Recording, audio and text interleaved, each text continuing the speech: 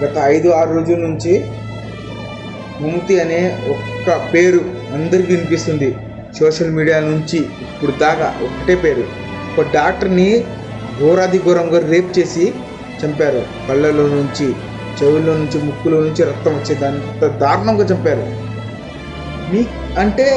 మీకు ఎంతమందికి ఫెర్నాండా అనే ఒక అమ్మాయి గుర్తుంది?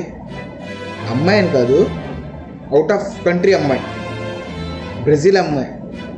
ఆ బ్రెజిల్ అమ్మాయి తను ట్రావెల్ చేస్తుంది, అవుట్ ఆఫ్ టూరిజం చేస్తుంది, రిమోటెడ్ యాజ్ ఏ టూరిజం. ఈ was started with Spanish boy friend.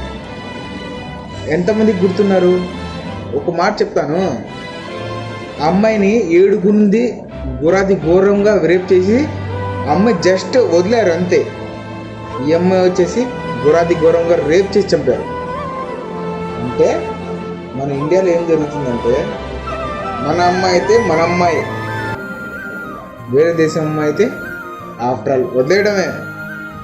అంటే మన అమ్మాయి కాబట్టి ఇన్ని రోజుల నుంచి మనం వెయిట్ చేసి ఇలా జస్టిస్ ఫర్ మమ్ముటి అని చెప్తున్నాం. కానీ బయట దేశం అమ్మాయి అయితే వదిలేస్తాం. ఎందుకంటే మన ఇండియాలో ఉన్నది ఇదే యాక్ట్, ఇదే లా, ఇదంతా జస్టిస్.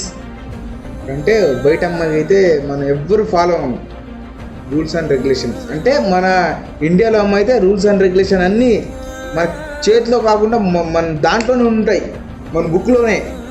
అంటే అవుట్ ఆఫ్ కంట్రీ అమ్మాయి అయితే మన లాలో ఉండవు, మన బుక్స్లో ఉండవు, మన చేతిలో ఉండదు. ఏంటంటే పాలిటిక్స్, అది మన అర్హత. అంటే రేపు మా అమ్మ కానీ మా చెల్లి కానీ నా పెళ్ళం కానీ బయట దేశానికి వెళ్తే వాళ్ళు కూడా అలా ట్రీట్ చేస్తారు కదా. చూడండి ఒకటే చెప్తున్నా, మీరు మీ ప్రవర్తన మార్చుకుంటే మంచిది. ఎందుకంటే బయట అమ్మాయి మన అమ్మాయే. అది మీరు ఒకటే గుర్తించుకొని చేయండి. జై హింద్, భారత్ మాతాకి జై. And justice for Mamata. Lastly I can send you a message. Only one request. Sisters, you can be careful more than your shadow. Okay? Jai Hind.